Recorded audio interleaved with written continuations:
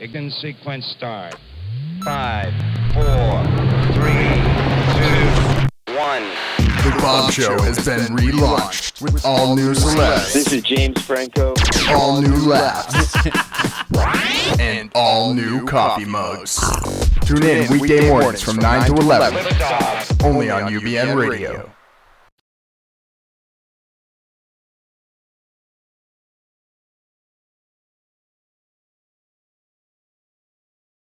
Shows that make you laugh. Shows that make you think. Music that moves you. It could only be one place.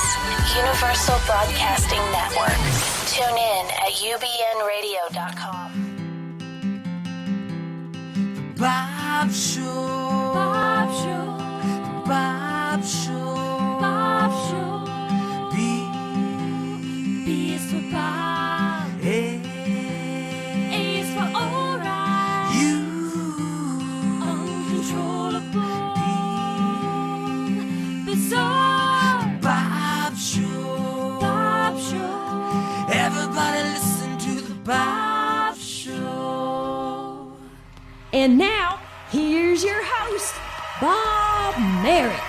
Good morning. Good morning, everyone. Good morning, Bobbles. Good morning, World Wide Web. Good morning, everyone in your cars, on your cell phones, wherever you're listening to us right now. You are listening to us from Hollywood, California, here at the beautiful Sunset Gower Studios on this 25th day of July. I do not know where this year is going. But I'm Bob Merrick. This is the Baub Show, and I'm sitting here today with my co-host, Brendan Bradley. Top of the morning to ya. Oh, you got a little Stewart in you, I see. I didn't have a little Stewart in me. I'd like a lot of Stewart in me. Oh, boy. Already. Why don't I have a rim shot? Scare him away. I'm downloading a rim shot during this show. Wow. And also back That's not today something you hear every morning. I'm getting a rim shot right now.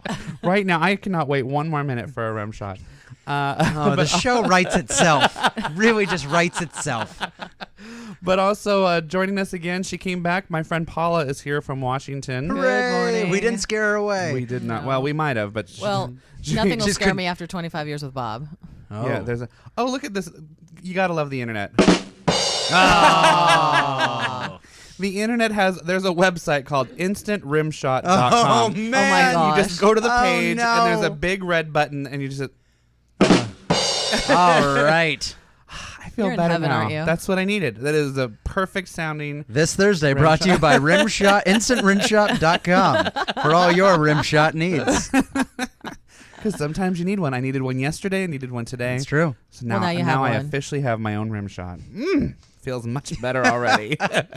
You guys, It's a good day. out there, if you guys want to call us today, we've got a lot going on that we're going to tell you about in a moment. But we're at 323-284-7826. We're also in the live chat room right now where I can see all your beautiful, shiny names. Can't see many of your faces. Some of them I can because you're icons. But we're also on Twitter at The Baub Show. So chime in to part of our conversation because we have silly stuff to say. We have some very deep, poignant stuff to say. There's nothing deep and poignant. Deep, maybe. But Back to Stewart. Gosh. This is my problem. My rim shot's too far away. You know what's so funny is after talking to Stewart yesterday about his short ribs that he was walking us through. You know what? I'm trying to not make it dirty. I'm just trying to talk about food. Short ribs. Oh, I think Bob can make anything dirty. that's true. But I was craving short ribs for the whole rest of the day, so I went out and got short rib tacos. No, Yeah. you did? Oh, nice. Yeah, and they were delicious. I really have it in my mind. Like I don't. And macaroni, by the way, because he said that he had a macaroni recipe that accompanied it. Mm-hmm. Yeah. I have to tell you, it's on my agenda now because I love short ribs. Well, anyway. this weekend I'll actually make them, but I just didn't have the time last night. Why? I'm going up to Santa Barbara for a wedding. All right. So I'm going to be gone all weekend, but and then we have tomorrow. But I've already promised there's 2 things that I'm making for dinner tomorrow night. Oh. Well, for a while Paula is here, that they're by request. Oh, what are you gonna For make? me? What are you gonna make? Yeah, I'll tell you on Monday. What? What? It's a surprise. Now we have to wait. Is it a surprise to me too? Because I don't remember this conversation. Yeah. Well, Okay. That's only because you don't remember. If you don't, Well, remember, that's 'cause I'm old. If You were don't- muttering in your sleep. when you don't remember, it's a surprise. But I did already tell you. So, but that's okay. What else? That's Ching chang, that's- wada bing bang. Ooh, ee, ooh, what? I mean, what's happening? That was my. Where did you go? That was my new Okay. Instead of saying or I know what it was. We're gonna talk about all the people we have on our show today. I got so sidetracked because I started thinking about food. Right. I'm like a dog that way. Okay. So I won't derail you any further because we've got a great show with some great guests. We do. Super excited. Jessie Payo is going to be here in just a few moments, and she's brought her guitar. So excited. And starting this coming Monday, is, and I don't know, can we, I'm clicking over to the chat room right now. I'm looking for some suggestions. It's officially right now called Melody Mondays because I feel like everybody does musical Mondays. Right. So I'm sticking with Melody Mondays. Melody Mondays. But today's Thursday. No, I know. And that's what I'm Okay. saying. Starting Monday. Okay, starting Monday. Starting Monday is, for right now, it's called Melody Monday, unless you guys can come up with a better name, which I know you can. But Melody Monday, meaning, so we're moving all of our live in-studio performances. We're going to have one every Monday from now on. Oh, wow. So, That'd be like a great way to start the week. That's every what week. I You'll have thought, a nice yeah. little soundtrack for the rest of the week. Normally you start, normally you end the week with something like Right. that. We're going to start the week. We're going to change. We're going to reconceive how Always Mondays mixing are. it up, Bob. Yeah, Always I mixing want it you to up. look forward to Mondays. Yeah. So that's what we're going to do. So starting Monday. So we actually have 2 musical artists starting this Monday. Wow. So we're going to have them in here. And then the following week we have Thomas Ian Nicholas from American Pie. And he was in The Sandlot. But he was, he'll be fine. Or is it The Rookie? I don't know. Oh, God. I think it's The Sandlot. Okay. I don't know. But Thomas Ian Nicholas, he plays Kevin in the American Pie movies. He is the Thomas Ian Nicholas band. So he's going to be here the following week. A bunch of great people coming up. So we're starting Monday, but today we do have a musical performance. And then we also have Channing Chase, who is from Mad Men. Amongst many other things. Amongst many has- other things. She plays Pete Campbell's mom. Mm-hmm. She had a big arc, and I know that neither of you watch Mad Men, but I watch and I love Mad Men. Well, I was obsessed early on with Mad Men, but once again, there's too many good shows on television right now. Stop making good stuff, everyone. Yeah. There's too many shows to be addicted to. But it's spread throughout the year. Yeah. Because that's what I've noticed is every time like a show comes to an end, like let's say Game of Thrones, Right. which feels like it's so short, and then you have to wait all the way till next year. Like we don't get Game of Thrones until March of next year. I know. That's when it airs, and it only airs for like 10 episodes. Right. So I swear to God, like this year 4 episodes of Game of Thrones. Like I swear it's getting shorter and shorter. But then you feel like it's this sense of loss at the end of it, and you're like, oh, now I've got nothing to watch. But then there's always something that comes right in, no matter what time of year it is. So Mad Men is... So Mad Men is one of mine. There's only Nice. one season left, and again, that's another show they're doing like 8 to 10 episodes a season. Like they're going fast. In fact, it started after Game of Thrones, and I think it had its season finale the same night as Game of Thrones. Good. So yeah, so we have Mad Men, and then this is a bit unfortunate. Our dear friend Lawan, who normally calls in on Thursdays, he had a family emergency. I got a text early this morning, and he ended up on an airplane. So he's on an airplane right now. I don't think he's going to make it in time to call into the show, but I've put out to a couple people. Jordan Lloyd might be calling in. Ooh, Frangela, my Carolina girl. Yeah. Frangela might be calling in. There's a couple different options of who might be calling in, and no one might be calling in. It might just be Paula and I talking about our experience watching Big Brother last night. All right. That's So- okay. Yeah. Look at it, I didn't realize I'm sitting here holding my Starbucks mug, or my Starbucks mug into the camera. I'm like, Yeah. Sponsor? You're like, yeah, I'm like, brought to hey, you by... seriously, I'm like, hey, Starbucks. My ability to be awake right now, brought to you by Starbucks. Exactly. Oh, this is a surprise. I'm really surprised to see people in the chat room got excited at the mention of Jordan. Oh, of course. What an Always, unusual. That's so funny. What I'm shocked. What an unusual change of events. Normally, if I mention Jordan's name, it doesn't get a very good reaction. I mean, how could you She's so possibly like unpopular. somebody who's adorable and wonderful and beautiful and who sounds like And It is hard. angels? Yeah. It sounds like angels. Yes. She just has that voice Southern angels. that I grew up like being told that is a woman. You know, like she has everything. Like right by where I grew up, they used to make all the guys, when you're getting your learner's permit driving, they used to make us drive through the UNC campus, which at that time, if you're a teenage boy, That is where all the beautiful women are, is on University of Chapel Hill's campus, just walking around and probably not really that short shorts, but to us, like there's legs and there's these older women that are just attractive and sound like angels are made of cream, like, and you're just sitting there being like, oh my goodness, angels made of cream. and so they would make you drive through there because if you took your eyes off the road, they would dock you points. Oh really? Yeah. Oh, and you were that was like the driving test is they make you drive straight through the university to basically make sure that guys would stick to the road. I'm going to say this. I always have this thought in my head, and then, of course, because I believe in what you put out into the universe comes back, like it comes true. Mm-hmm. And knocking on a lot of wood right now, I've never been in a car accident. Okay. Really? Really. I've never been in... You're very lucky. I've been in one car accident where I was a passenger. Okay. With Julie's on her way to work. Never a driver, I've never... never hit... I've been in both several times. I've never been in a car accident. My fault, not my fault. And every time... There's like a hot guy. Like if I'm like in a parking lot or I see him like on a street corner or something, all of a sudden like my head will do a 180. Sometimes it'll do a 360. Sometimes it just you do a Linda Blair. Yeah, exactly. It just goes round and round. And every time I catch myself, that is the moment that I almost get into a car accident. And then I end up saying to myself, I'm like, it is so pathetic that what's going to get me into a car accident one day is going to be a hot guy. Why? So it's just like what you're talking about. Why? Just because it's kind of pathetic. No, there's nothing. There's the closest I've. Would you rather? You can call us up at 323-284-7826 or tweet us at the Baub Show. Would you rather have gotten into an accident because you were checking out a beautiful human being? Like, look, Jeff's a great guy, but if Jordan was crossing the street, I might take a little look.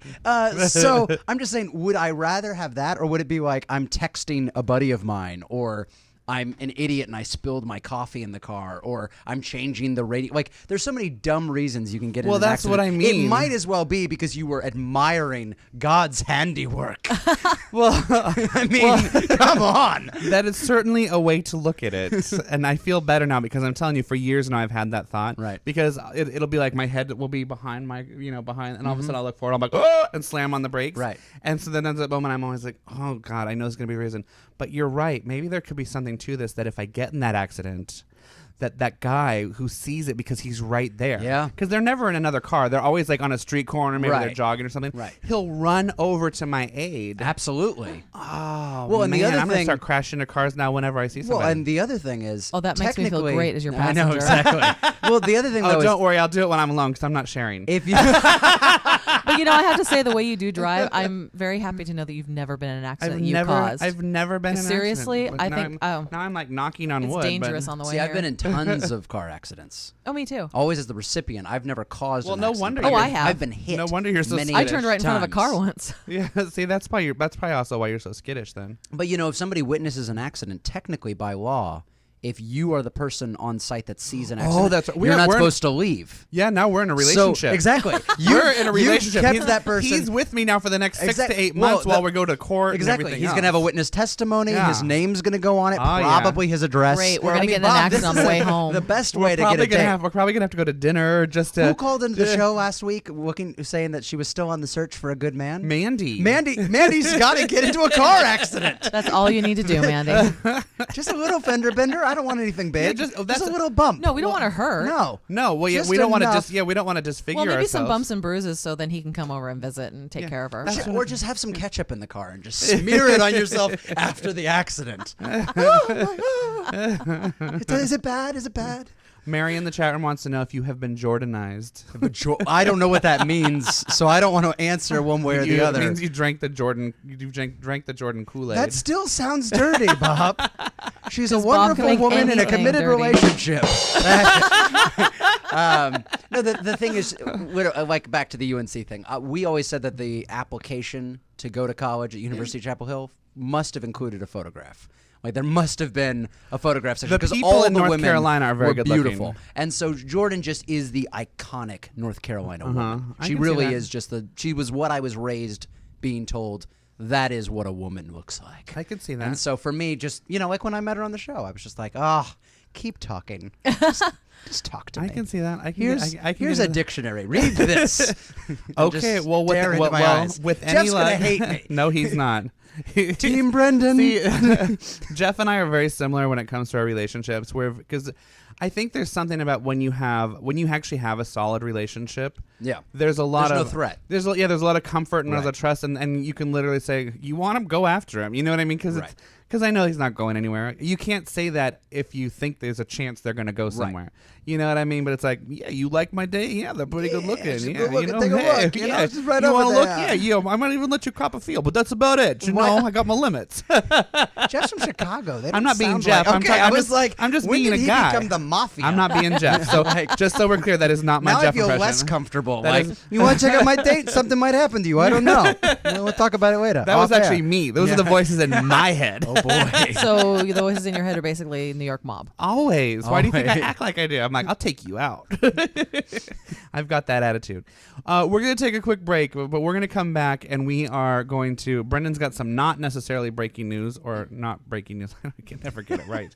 What is it? Not really news. breaking news. You know why there was a show on HBO in the 80s called Not Necessarily the News? I love that Oh. show. Yeah, remember that show? And it was sort of like Weekend Update long before Weekend Just Update. like Real People. You remember all those cheesy shows on the 80s? But Not Necessarily no, it's News not was sketchy. It was a sketch comedy show, Yeah, kind of. so it ran the line between the Daily Show and Weekend Update on SNL. Very but cool. And had sketches and stuff too. Probably find it on YouTube. Long story short, that's why I get tripped up every time I go to say Right. not really breaking news. I always want to say not necessarily the news. But it really is the news. Right. It's just not breaking news. So we got. Did everyone follow that at home? We all learned something today. So we've got Brendan's not really breaking news. Damn me. We've got Brendan's not really breaking news after the break. We also have Jessie Payo coming up. We've got Channing Chase coming up. And somebody's going to call in and talk Big Brother. And you know what? If we can't get any special guests, our special guest is going to be you. I want one of you guys to call in and tell us what you thought about last night's Big Brother and who you think is going to go home tonight. So you're listening to The Baub Show right here on UBN Radio. If you want to call us, we're at 323-284-7826. Don't go anywhere.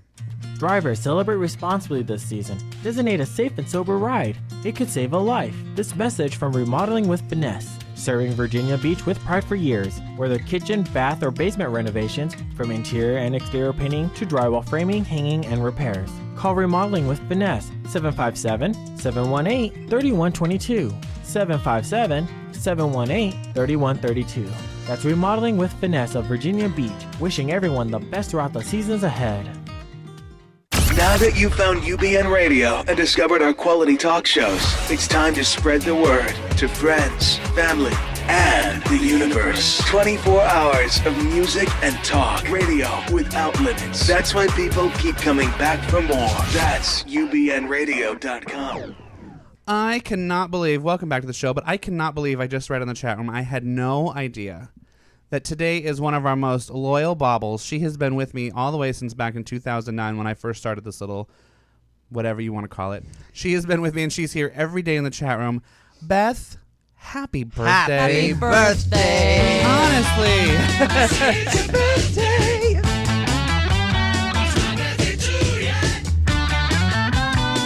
It's your birthday. We're gonna have a good time. Saying bye-bye. Happy birthday to you. Beth, happy birthday. It makes me so happy having you here every day. It really, truly does. And knowing that you're just being here always makes me feel good. I could have 3 people in the chat room as long as you're one of them. You and Allison, and there's so many of you. Dina, all of you people. Now I'm gonna get in trouble. It's gonna turn into gonna do romper a room. whole segment. Colleen, Cheryl, Tammy, It's like romper room. Laura, Elizabeth, Ray, Barb, everybody that's in the chat room right at this very moment. But thank you guys all so much. Diane, but Beth especially, I just want to say thank you for showing up every day. It really, really means the world to me. And happy birthday. I'm on the wrong list. Oh, boy. I have to see if there's anything else I wanted to say before we get to we can talk about that at the end of the show. Oh, boy. Oh, I know. The one thing I wanted to say that has felt really good is so yesterday I got an email from Stuart, the chef who was in here yesterday, and he was just going on and on about how much fun he had in here yesterday. And I've been getting so many messages from our guests lately about how much fun that they've been having on the show. Well, good. I have to tell you that it feels so good. It's a good show. Well, but sometimes you feel like, especially for me because I'm doing all the booking. Right. So I have there's no disconnect for me. Like I'm good about not taking it personally if somebody can't do the show because it's like it's fine. I get it.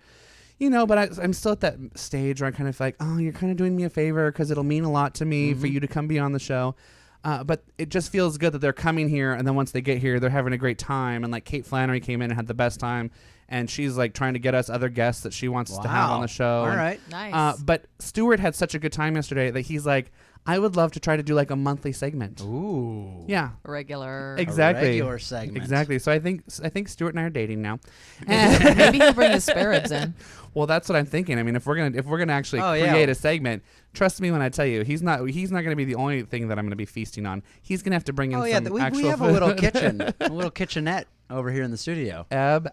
Absolutely. So as long as there's a toaster oven, not a microwave. Right. Exactly. That was the one thing I wanted to say about that. So that being said, it is time for Brendan Bradley's Not Really Breaking News. And now it's time for Not Really Breaking News with Brendan Bradley. Oh, today's Not Really Breaking News is, obviously not breaking at all. Sometimes it's a little more relevant, but this spans years and generations. OK Magazine put out an article about what celebrities did for employment before they were famous. And they went through like kind of the worst jobs that famous people had to work. And I thought it'd be fun for us to talk about the jobs that we've done that we've absolutely hated. But I'd start out by giving us a little fodder, and you guys can join in the conversation. Tell us your worst job you've ever had to do at 323-284-7826 or tweet us at The Baub Show. If you want to be a little more discreet because you're at work and you can't be like, these people suck, I hate this job, you can clickety-clack in the message room right there. We'll you guys on the screen.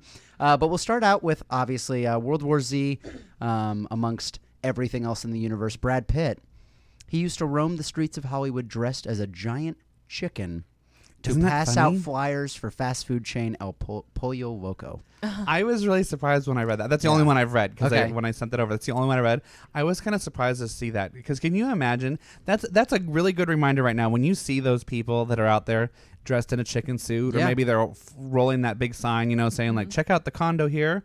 That's a good reminder that could be Brad Pitt. Absolutely. Or it could be Megan Fox because Megan Fox, her first job was at a smoothie place, and she had to wear a giant banana costume. Oh, jeez. Yes.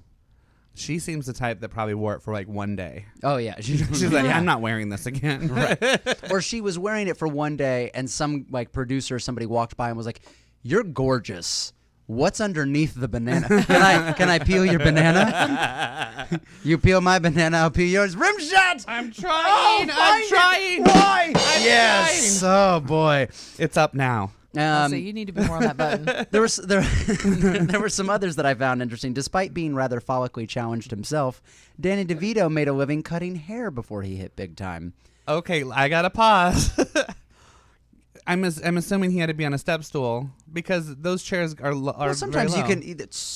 you can break them down. My woman I have to slouch. I've always had to slouch in my chair. A friend of mine was a hairdresser. She's like 5 feet tall, and I always have to slump down. Yeah, wow. I have to completely slump down. Like it's almost uncomfortable when I get my hair cut, and for years doesn't matter who cuts my hair. Huh. Well, he was known as Monsieur Danny at his sister's beauty salon. Or should I say, ooh la la? Ooh la la. So it's pretty incredible to think that he can cut hair. It kind of is. So yeah. I wonder if he kept up his license. Yeah, that's what I'm wondering. I'm like, you think he does the hair on his shows? That's exactly what I was wondering. Or does he cut Rhea Perlman's hair? Because if he does, that could tell you why her hair looks like it does. Which isn't saying that it's bad, but that would not be easy hair to cut. That's true. Jennifer Aniston tried her hand at waitressing and telemarketing before she was on Friends. I can see that. George Clooney, we were actually talking about him before the show, the icon of Hollywood celebrity and dapperness. He used to sell insurance and suits. Oh, my. I'd have bought a suit from him. You bought a suit from him? I probably would have bought insurance from him. You'd be like, all right, whatever's keeping you, let's do this. You're selling a bag of dirt? Okay. His charm didn't start in his 40s, so I'm sure that I would have bought it. But yeah, he would have made a great salesman. Yeah. So he still does. That is true. Adam Scott from Parks and Recreation. Love him. He didn't cut it as a burger flipper. He worked one day at Johnny's Rockets before he was fired. Wow. Because he was singing and dancing on the job. After one day? But I thought that was kind of the point of Johnny Rockets. Yeah, I think the waiters. No, that's I think Johnny the Rockets waiters, doesn't have the. Oh, they're not the ones that you can put in the song and they dance. I thought Johnny Rockets was the one that did the singing and dancing when they turn on the 50s music. But I don't think the whatever. kitchen staff is supposed to. That's the problem. Okay. Maybe. Alec Baldwin used to be a busboy at Studio 54. Amy Adams. Wait, I got to stop for a second. Alec Baldwin, because Studio 54, we're talking back in probably like the late 70s when Alec Baldwin was extra, extra hot and he was probably wearing really short shorts. Mm-hmm. I'm in. Okay. All right. He's on roller skates. Amy Adams used to work at Hooters. Oh, apparently I was wrong. Seriously? Yeah. Johnny Rockets, Wow. I've just never seen it, but they do the servers dance and sing at Johnny Rockets. Told you. There it goes. But yeah, Amy Adams used to work at Hooters. Let's see. Beyonce used to wield a broom. She used to help out around her mom's hairdressing salon, sweeping floors and washing hair. Wow. Yeah. Before she put a ring on it. Let's see who else we've got here. Ellen DeGeneres. While she was working on being an up-and-coming comedian, she was a paralegal, a bartender, a house painter, and sold clothing. I painted houses one summer, Matt Webb. Yeah? Really? You did? We painted a house one summer. Oh, I think I was probably 13. I don't know why you would let two 13-year-olds Especially be in you charge two. of painting an entire house. It took us like a month. Did you just go door to door and ask people to paint their No, house? it was where was this my from? old landlord hired us. Wow. So we painted a house, and I remember it was one of the worst experiences. I painted my apartment complex in order to get my rent reduced in New York. The entire complex? Like on the inside or outside? Inside. Okay. All interior. Hugh Grant, Chris Tucker, and P. Diddy all used to clean toilets. That was their former job. Maybe there's a theme in there of why they behave the way they do. Jennifer Hudson used to work at Burger King, and she acknowledged her previous job when she won her Oscar. Oh, that's right, Really? she did. Yeah, and in exchange, her former boss promised her free burgers for life. There you have it. So she now gets free burgers She for gets life. free Whoppers for life. As Right if around- she needs become- it. Like she needs a $1.29 burger now. Well, but even worse, right after she joins Weight Watchers, and now Right. she can never be seen in a Burger King Exactly. again. Yeah, that Oh, was no, because Weight Watchers, you can eat whatever you want as long as you mark it down. Yeah, except for that You're not just having the little mini hamburger? Yeah, the Burger King guy's like, okay, I got off scot free here. Yeah. All the burgers you want, because you can't eat one of them. John Hamm used to be a set decorator for softcore porn. Oh, my goodness. I'm in. What kind of sets do you really build? Isn't it like a couch from Craigslist Well, and like a cheap studio? Not the softcore porn. Oh, You sound those like you are have some classy. experience in that. Those are classier. These are the Cinemax ones. Madonna was fired from Dunkin' Wait, Donuts. I was gonna tell you that. I could have told you that. Okay, one. she was fired from Dunkin' Everybody Donuts could for tell you that one, squirting yeah. jelly at the customers. Yep. Oh, that I didn't know. Matthew McConaughey used to shovel chicken manure. Mm-hmm, Yeah, I can see it. Yeah, he's a Texas boy. I bet he took his shirt off a lot. I bet he did. Nick Cannon was fired from Wiener Schnitzel. I do love their hot chili dog dogs, place, though. for telling too many jokes. Rachel McAdams worked at McDonald's for 3 years. Wow. For 3 years, she worked at McDonald's. I can see that because where Paula and I are from up in Washington, working at McDonald's, like the quote-unquote cool kids from school actually worked at the McDonald's. Well, it's very different than like from down here. In Australia, a lot of my I friends don't from think the cool Australia kids work there anymore. They That was worked again at the McDonald's, 80s. Yeah. and they loved it. That was like a great job. Yeah. Like great money, great benefits. I think anything. You didn't stay there forever. You didn't make a lifetime of it. But like if you were in your 20s working at McDonald's, was a great gig. Especially when you're working with a bunch of your friends, like Wendy in the chat room. She and I worked at Baskin Robbins together for like 2 years. Oh wow! But all through high school. But it was all our friends from school. Right. Every time you were going to get on a shift, you knew who you were working with. That was like all your Alfie's friends. for Yeah. us. Of course, that was because my sister worked there and my cousin worked there. And it was like a family business that was not the family business. Rod Stewart was a gravedigger. Stanley Tucci cleaned outhouses. Whoopi Goldberg worked at a mortuary. And then their favorite one that they talk about is Christopher Walken was a lion tamer at a circus when he was a teen. Teen? As a teen. Good I can grief. kind of see it because Yeah. it's Christopher Walken, but Hey lion, I need you to in. stop. What you doing? Paula, what was your worst job you ever had? oh, there would be two of them. One was delivering the Everett Herald, which we mentioned yesterday. I did that when I was that was 11. back when you had to go collecting door to door. Yep. And if they did not pay you, it came out of your money. Yeah. Because you had to pay the bill at the bank, and then whatever was left over was what you took home. Well, if the customer didn't pay you, you basically paid for their paper. Yeah. Things have gotten different since then. And then my other one was I worked for 4 months as a bagger at Safeway. And that was because I started there and my pay actually went down, even though I was union. I remember when you worked there. Yeah, I worked there in the middle of winter, so it was like rainy and snowy, and I really hated my boss, and I quit. I was just like, done. What was your worst job, Brendan? I had many, because I've worked millions of jobs. You're working 20 of them right now. Every job you could name. But I've told on the show, I believe, my story about being a clown in New York City. No, you have not. No. I thought I did the first show I came on with Jeff and Jordan. Maybe you did, but we've forgotten. I was hired for the Stonewall Club in New York City, which is an infamous gay club.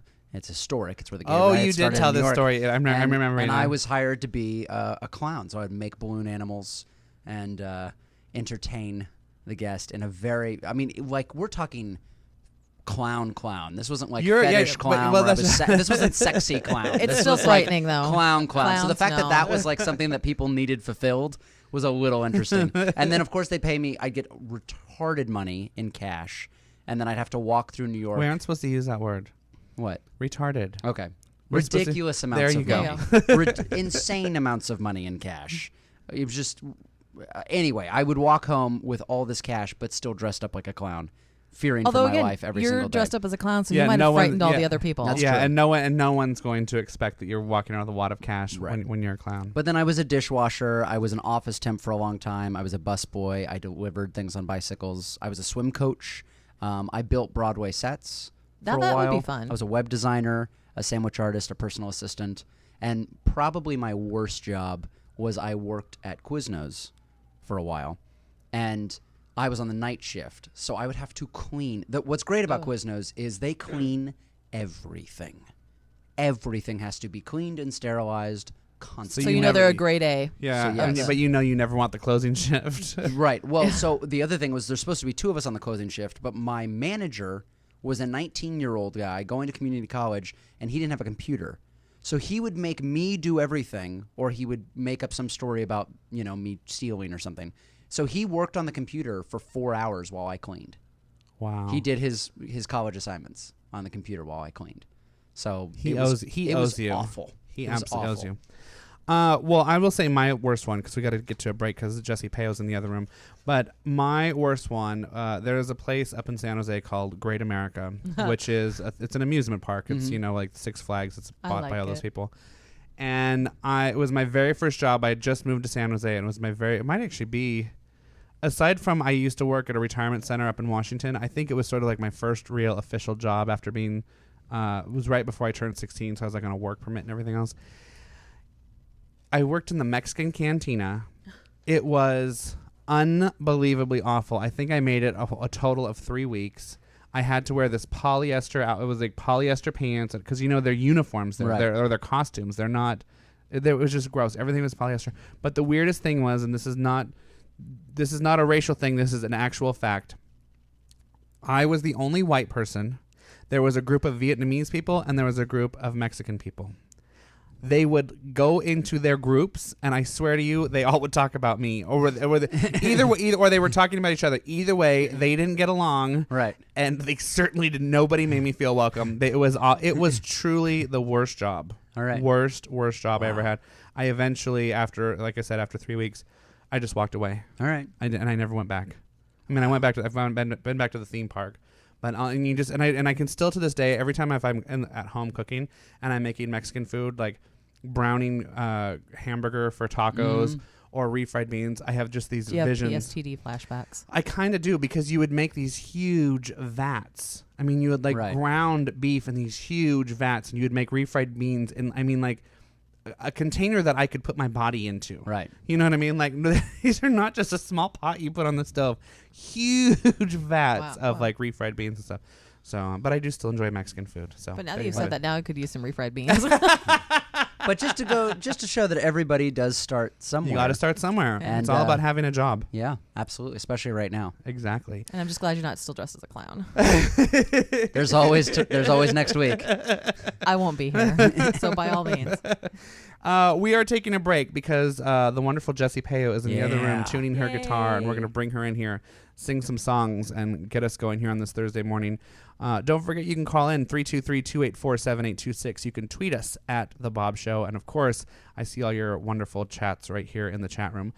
So don't go anywhere. You're listening to The Baub Show in the mornings right here on UBN Radio.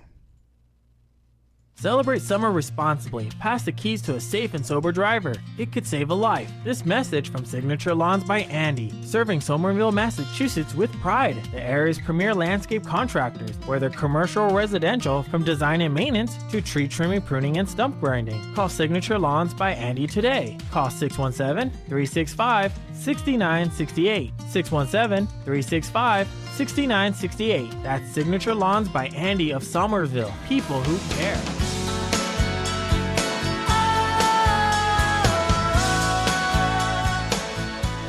Welcome back to the show, you guys. It's a good day. It's been a good week. I keep meaning to tell you. I was going to wait till the end of the show, but I just want to say it's been very nice having you here all this week, Brendan. Thanks. It's been nice being here all week. It's a real treat. Normally, I only get Brendan 2 days a week, but I've had him all day. It's been nice just having consistency all week. You got me 2 days this week. Yeah, I know. I did. See, I'm used to that. I mean, I'm saying. Wow. No, all right. hang on. I'm going home right now. I'm saying I'm used to 2 days a week. This is the very first time in the history of doing the show that I've had somebody here 4 days in a row. And it was consistent, and I don't feel like I have to come in here and be like, Jeff, you're out of a job. No, but I don't think I have to sit here and tell you like, oh, Brandon, so this really great thing happened yesterday. We might try and talk about it. It's been nice. Anyways, that's all I want to say. That's all I'm saying about that. If you're just tuning in, I'm, of course, Bob Merrick, and my co-host is Brendan Bradley. Howdy. And my friend Paula is here all the way from Washington, sitting in with us today. Hello. And now I'm very excited because there's a new artist on the scene, and she's getting ready to produce an album with my dear friend Aben Eubanks, and I'm super duper excited to be welcoming her to the show. Please welcome Miss Jessie Payo. Hi, yay! Good morning. Good morning to you. How are you? I'm so good. Now, I have to say, most musicians come in here and they're very upset that it's so early in the morning and they've got to sing. You look totally refreshed and happy. Thanks. I think I made some time ahead of time, so I didn't look like a tired wreck. Didn't look like I was drinking whiskey last night at all. I think that's what you have to do. Yeah. Were you out drinking whiskey last night? I had a show last night, and of course, whiskey, country, hand in hand. What type of whiskey do you go for? Jameson. Jameson. All right. That's a good call. Yeah. That's like, I feel like that's like the hardcore girls are into these days. It's a Jameson. It's always it's a great choice. It's I love delicious. the Irish, but have you gotten into rye whiskeys at all? Yeah. Because I've started to get a kick on those. It just warms you up. It's like a campfire. Mm-hmm. It's great. Like it warms you up like a campfire. I think there's a song lyric in there. I think so. Yeah. Warms you up like a campfire on a hot winter's night. On a hot winter's night. Oh yeah, wait, on a cold winter's No. Can I pretend like I still have my vodka in me from Tuesday's show? So Jessie, tell people, when did you get into music? I started when I was about 13, and my dad and I played in a blues band together called Jessie and the Rain Dogs that we started with our church friends. And I just played coffee houses and then started touring all the blues clubs of, the United States. And then I realized that, like, as much as I did it, there's nowhere I could go with just playing blues music as much as I loved it. But then after a while, it's like bar band music, like dun dun dun dun dun. Dun. But I still love it. But then I got into a pop band called Jupiter Rising in about 2008, which was the complete other side of the spectrum.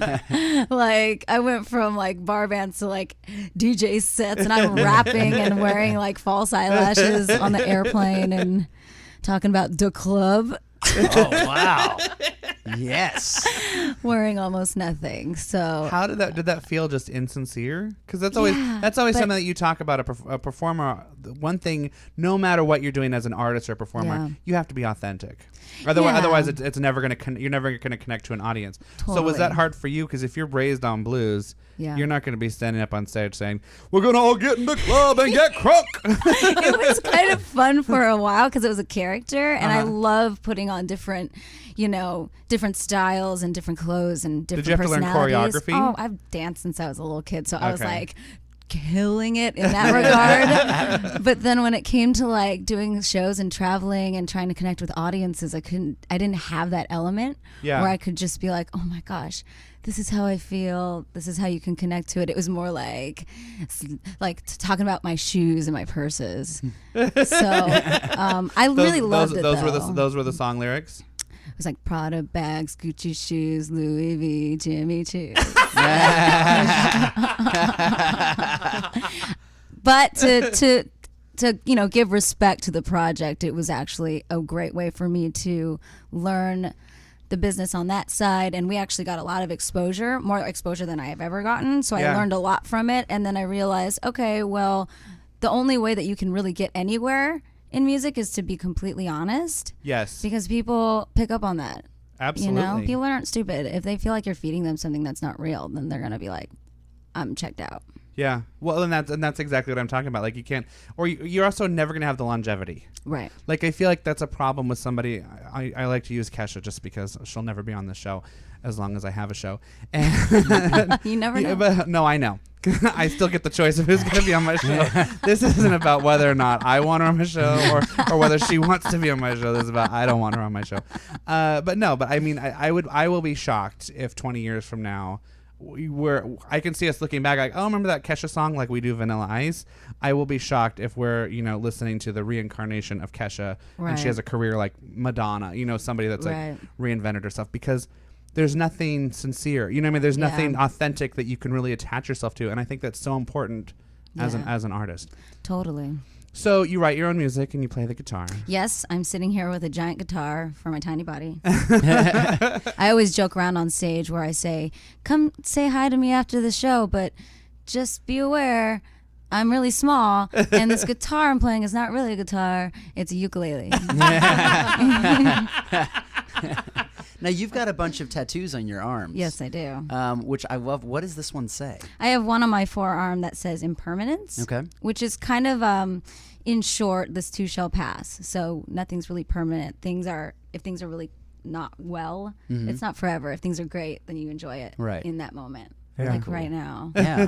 Well, what's interesting, we have Are you saying you're not enjoying yourself? Wait a second. No, Brennan. I said you enjoy it because it's not forever. Right. In this moment. She's like, thank God this isn't going to be forever, so I can enjoy it. I know that I'm going to be leaving any minute now. 3 songs and I'm out. Yeah, just I was trying to be sweet, and it backfired. It did. I meant it was a good thing. I know. We know. I'm absolutely kidding. But we have a friend in common, Kyle Rabko. Oh my gosh. And he has a forearm tattoo as well. I know. His says family. We were in a movie together called Rising Stars. Nice.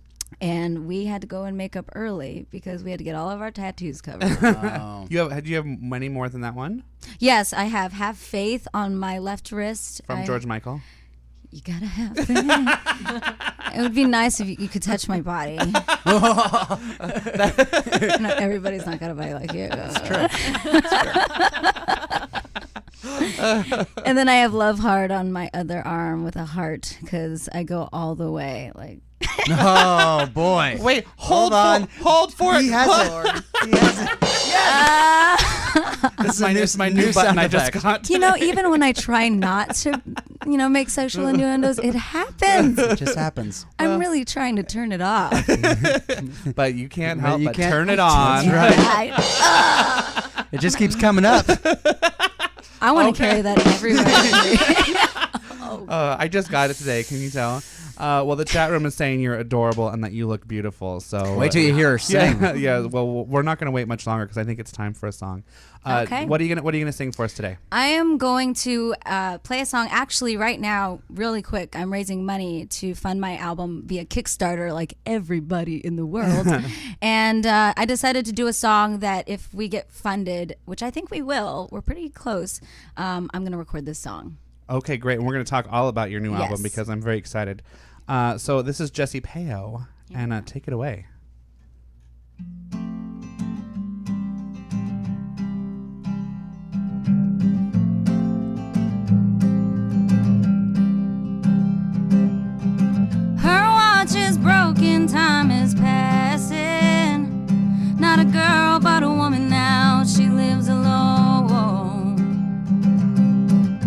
She finds love in paper romances.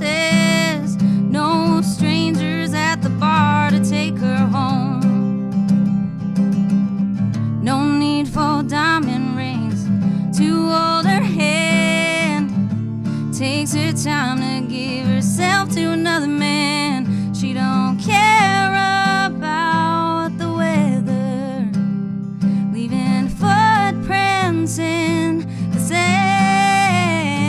Even though her heart is broken, darling, you will love again.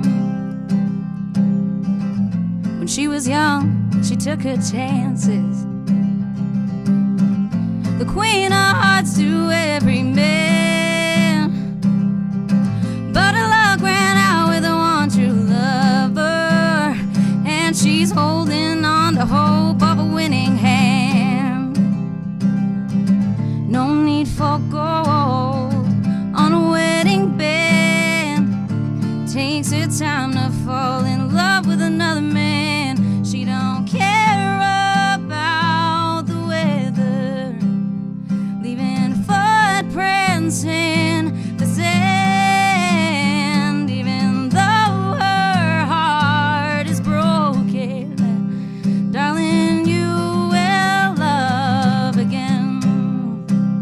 But she will wait. She will wait.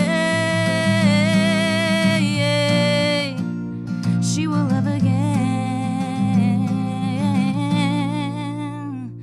She don't care about the weather, leaving footprints in the sand. Even though her heart is broken, darling, you will love again. Darling, you will love again.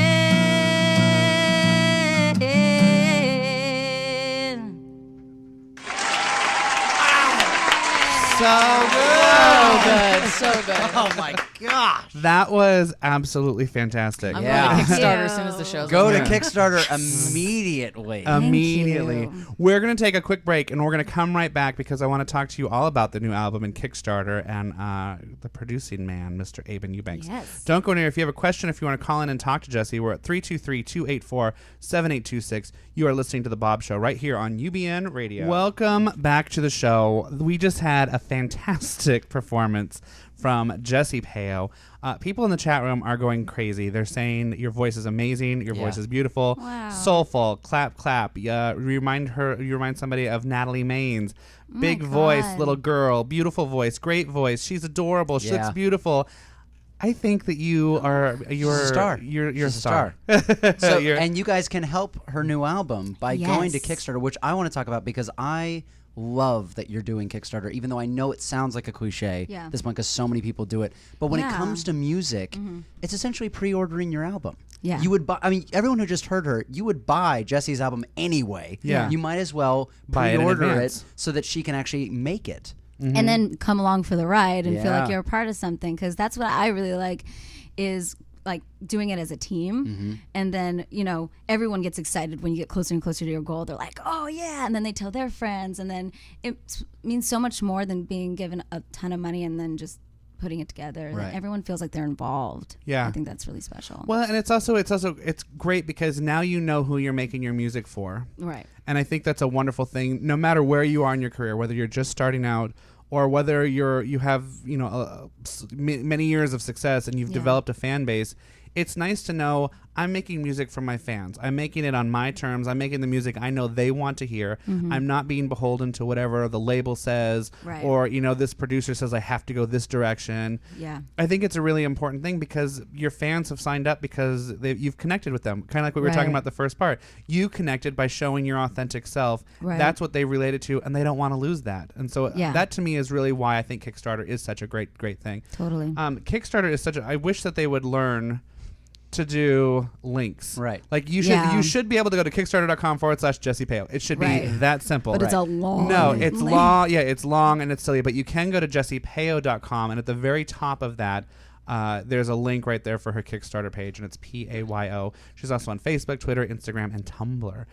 But so now, if you raise your money, you're gonna go to Nashville, and you are gonna work with one of the greatest producers alive. Yes, I can say that because he's one of my dear friends, Mr. Aben Eubanks, who plays lead guitar for Kelly Clarkson. Does a lot of he's also produced and worked with so many great people. Yeah. Have you met Aben? Have you gotten to work with him at all yet? Oh yeah. I mean, before all of this, we had written together on a couple things, and then I went out to Nashville to kind of vibe out on some ideas, and then I was like, oh my God, he totally gets it. I want this to be totally authentic and not overly produced, and he gets me, and we have a great working relationship, so I think it's going to come out. I think it's going to come out great. I think I just realized something. Didn't you sing with Chi-Town? Yes. At the House of Blues. I did. Yeah. Yes, I totally remember that. I did. I'm just having a flashback. That's how I met Aben. Yeah, I was there that night with him. Yeah. It was Chi-Town's first night at the House of Blues, and they were releasing their stuff for a single again. Yeah. They actually normally do our theme song. I played the one from the Ivies today. I thought that was them because No. I listened to the show before. I was like, that's got to be Chi-Town. Yeah, that's totally Chi-Town. They've done a couple of my theme songs. They're so that's great. that's the one that you normally hear Right. every day, Brendan. That's our friends Chi-Town. Nice. Yeah. It's so funny. I love it. It's all a small world. It is a small world. So how many songs are you going to have on the album? 5. 5 songs. 5 songs. So you're doing an EP. Yeah, I mean, our goal is set pretty low. It's about $5,000, and we've actually just yesterday hit that. We went past the halfway mark. Nice. So we're at Congratulations. $2,700 now, and after today's show, everyone can log on to Kickstarter and help us get the other what half. If we just fund the whole thing? No, if you get more, and I don't want to overreach here, but if you got more, are there other songs that you would maybe add or weigh down? I've thought about that Yeah. because after 4 days, I just saw the numbers go up, and I was like, well, what do we do? Like, if it did, what if it doubled? Right, exactly. So I thought of possibilities of maybe a music video or more songs, because I have so many songs, ready to go, but we'll see what happens. And that's schedules what, and everything yeah. I know can be. Yeah. And that's a lot of what we end up hearing on the show. Like, that people come in, it's sort of when they do go over it, they don't necessarily end up putting more into that project as far as like doing additional songs. Yeah. But yeah, people forget it's expensive if you're going to take yourself out on tour, Yeah. or if you're going to be, like you said, do a music video or any kind of promotion because Yeah. you really want to promote these 5 songs that you're doing. But speaking of touring, Yes. you've got a gig coming up, and you've been doing some gigs with Melissa Etheridge. That's correct. What is that like? Oh my God, it's so thrilling. Well, actually, the first time I ever met her, I was asked to sing at the ceremony for when she got her start on the Walk of Fame. I was waiting for you to say wedding. I was gosh, asked to sing at her ceremony, her wedding. Her wedding. Yes. Well, this is almost as cool, but that's actually very cool. We're not taking away the thunder from that. Yeah. The Hollywood Walk of Fame is just as seriously. awesome. Yeah. Well, they asked me. They said they asked 2 girls, like up and coming, singer songwriters, to do like 3 original tunes and then 1 Melissa Etheridge song, just God. to pay respect. And so when I was in college, I sang, and I'm the only one who walks across fire for you, and and so I did that song, and halfway through the song, the crowd starts going nuts, and I'm like, I didn't even do anything. Like I just like shook my hips, and I was like, whoa. But then Melissa's walking on stage, grabs a mic, and starts singing with me. I didn't even see it, and I have goosebumps. Yeah, and I was like, keep it together. Keep it together. And at the end of the song, we're trading licks, like, I'm the only one. like we're going back and forth, and I'm like, this is a dream come true. Oh my And then God. after that, then she's totally signed on, and I got to open up for her in Chicago, and then I'll be opening up for her in Marysville, Washington on August 18th. up the road from where Paula lives. Yeah, I'm going to see you there. Yes, absolutely. Paula's going to be I love Paula's that. going to be right there in the audience with you. Is it too much to ask for little Melissa? Or I know you had something else prepared. I don't. You can't have do I'm the anything only one. You just prepared. did it. No worries. That's okay. Yeah, but What do you have what something do you else have prepared for prepared? us? Yeah. though? I was going to do a cover song. Yeah, let's hear Bring it. it on. Let's see if you can guess what it is. Okay. Oh, I love this game. All right.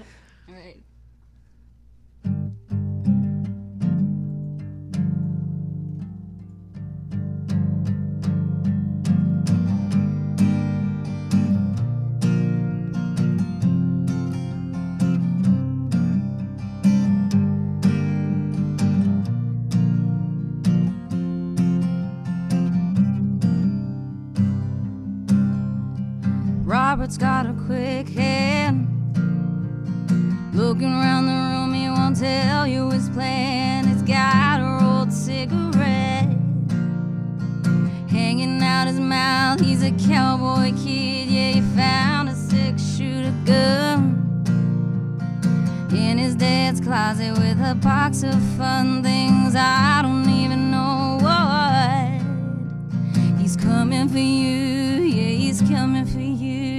All the other kids with the pumped up kicks, you better run, outrun my gun. All the other kids with the pumped up kicks, you better run, faster than my bullet. Well, daddy works a long day. He's coming home late, yeah, he's coming home late, and he's bringing me a surprise. His dinner's in the kitchen and it's packed in nice. I've waited such a long time, yet the sleight of my hand is now a quick pull trigger. I reason with my cigarette. He say your head's on fire, must have lost your wits. But all the other kids with the pumped up kicks, you better run, outrun my gun. All the other kids with the pumped up kicks, you better run, faster than my bullet. All the other kids with the pumped up kicks, you better run, outrun my gun. All the other kids with the pumped up kicks, you better run, faster than my bullet. Happiness is a warm gun. Well, happiness is a warm gun, mama. Happiness is a warm gun. Oh. Well, happiness is a warm gun, mama. All the other kids with the pumped up kicks, you better run, outrun my gun. All the other kids with the pumped up kicks, you better run, faster than my bullet. All the other kids with the pumped up kicks, you better run, outrun my gun. All the other kids with the pumped up kicks, you better run, faster than my bullet.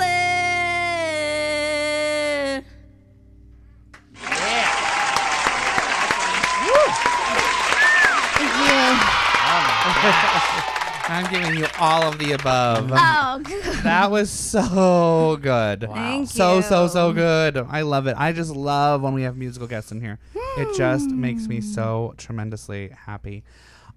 So we talked really quickly. So you did work with Karyabko, and there's a couple songs on iTunes from that. Yes. But really nothing else. So this is really going to be like you have a fresh slate on iTunes, essentially. I do have one single called Heaven Help Me that's going to be tacked on to the record. Nice. And it's actually this story behind that song. It was the first song that I wrote out of like the years and years of playing music. That was the most honest piece of music I've ever made. And then from there, I was like, oh, this is what I'm going to do.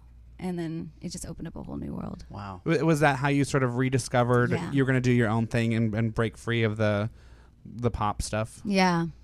It was, because I always would sit down and write and say, oh, can this be a hit? Or who can I sell this to? Or, is this marketable? And I literally just spent one day just playing guitar for no reason. And then I came up with a song. It came out of nowhere. And then I played it for a couple people and they're like, Jess, this is the most... This makes sense. The sound makes sense, and this song makes sense. So I was like, I'll just write from that place, and the world just opened up. I love that, and you're actually going to sing that song for us. I am. Wow. I just want to say a couple things really quickly because I know we're also running late on time. But you are really, really talented. Thank you. I really want you to come back. What do you have? Who would be your dream person to do a duet with, to collaborate with? Jack White. All right. Jack White. All right. I like that. Jack White. We're gonna hold you to that because I think we're gonna watch your career because I think it's gonna be a very long, beautiful career. You are super duper talented. Thank you, guys. Super great. So we're gonna play us one more song and then we're gonna take a break because we've got Channing Chase in the other room. But I would love to hear your song that is available. Yes. And this next song you're about to sing is available for purchase on iTunes. Yes, and if you're going to spell Jessie, it's Jessie. Last name Payo, like pay your bill. No. I hate it when I do that. But I'd still do it. Cheap jokes. Here we go.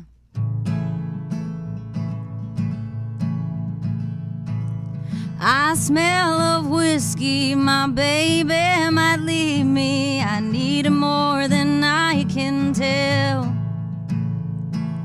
Love is all that matters. I can't stand to be alone. I'm at the bottom of a wishing well. Heaven help me, lately I can't help myself. Heaven help me be the hero of my own personal hell. I took my pen and my paper to scribble out my woes. Digging deep, I am a girl I don't know. But I come to my rescue, I'm my worst enemy. I need a shake-up to rattle these bones. Heaven help me, lately I can't help myself. Heaven help me be the hero of my own personal hell. Well, I've been leaning on a man and a drink and a smoke to fill this hole. Can I find some love and some grace in my heart and soul? But I've lost some battles, but I haven't lost my faith. It survived me through my darkest days. I may lose my honey, my job and all my money, but I trust there's always a way. Heaven help me, lately I can't help myself. Heaven help me be the hero of my own personal hell. I'll be the hero of my personal hell. Be the hero of my personal hell.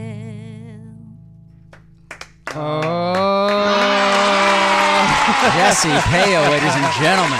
Thank you guys. This was a blast. You are so good. Please come back. Like we talked about the show. Yeah. We're doing musical Mondays, melody Mondays, whatever I'm calling when them. the album drops. Yeah, when the album drops. Album drops. You can come out. The new EP is going to be called She Will Love Again, at least as of now, right? Down the Mountain. Oh, Down the Mountain.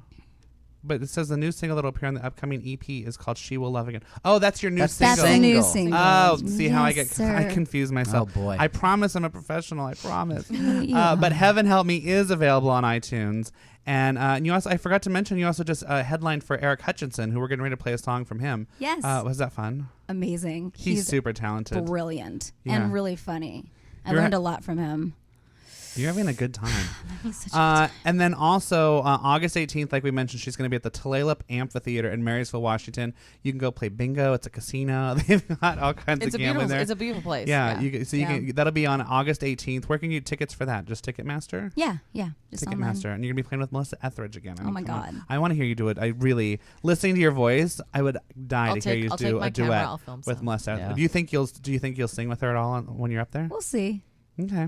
I'll She'll be like, manifest this is just that. for Yeah. Bob. I'll help you manifest Yeah, it. let's I'm make gonna it start happen. visualizing it. So and then Paula will be there and she'll capture it We'll on video. inhale and exhale. A lot of it. You guys don't forget, support Jessie. It's so easy. You can give as little as $1. You can give $5. You can give $25. There's great things. You can actually go all the way up to $3,000 and have an acoustic living room tour What? or performance from Jessie. Oh, wow. Which would just be awesome. That would be so fun. I might do a Kickstarter to get $3,000 to get Jessie Payo in my living room. Wouldn't that be? I wonder if you can do that. I probably. Yeah, I'm sure. Or at least you know what would be Possibilities. really smart with these living room shows. Just get all of your charge admission to your Oh, friends. yeah. You know what I mean? Like if you have a big enough place, like have charge Exactly. $25.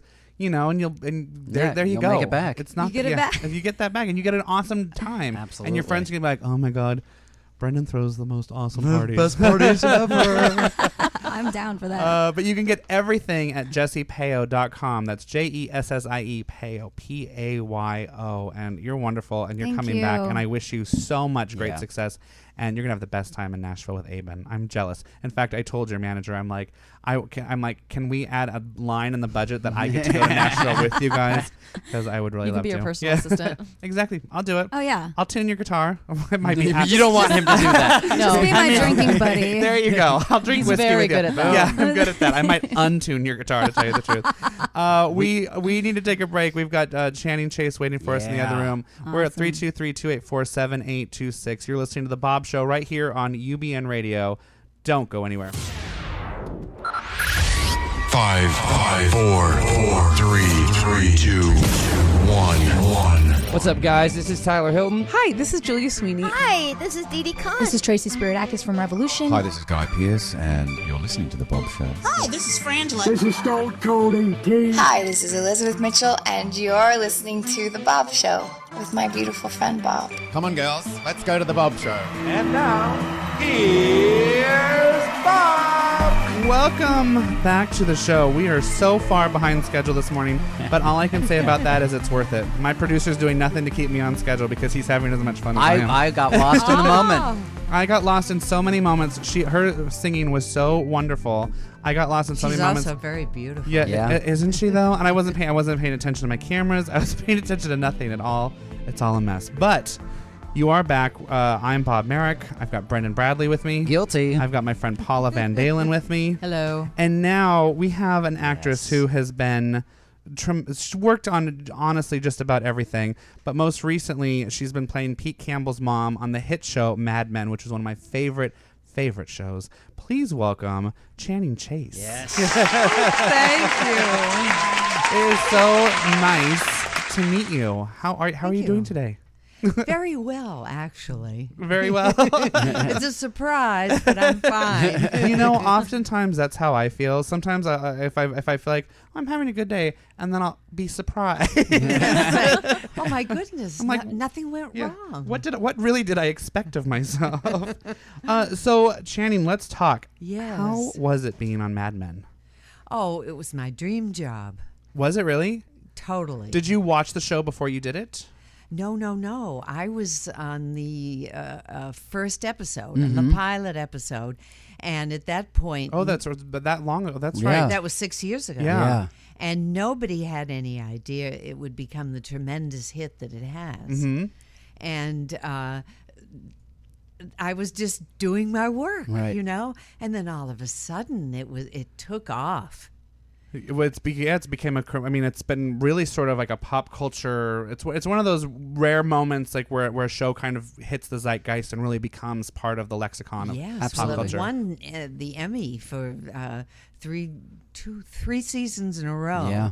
And of course the dreamy John Hamm oh my God. Okay, had nothing to do with it. Can we talk about that? What is it just like being around him? Well, he's the sweetest guy. You can tell that too, which only makes it worse. Well, don't you almost kind of want him to be a jerk so that you have a reason to dislike him? Yes, and you just hope that maybe he'll say something stupid, and then he'll be just normal like the rest of us. I'm just sure I would be a puddle around him. Like I just feel like I would not. He's one of those rare people. I mean, but because he's also so charming. Yes, there's just something to be said for charm. Do you know anything? Because you were part of this very big storyline this last season that has left a lot of people guessing and wondering, especially because you're part of like this whole Baub storyline, and everybody wants to know was he gay? But now it turns out maybe he's a con artist. Well, he is a con artist, but we're still trying to figure out. And then his friend, I think is it Fernando? Manolo. There we go. Manolo, who we think has taken you off on a cruise ship. Or he tell me where he went, because the whole thing is confusing. Well, I go to see my son and I say I'm going on a voyage. Yes. And I need my passport.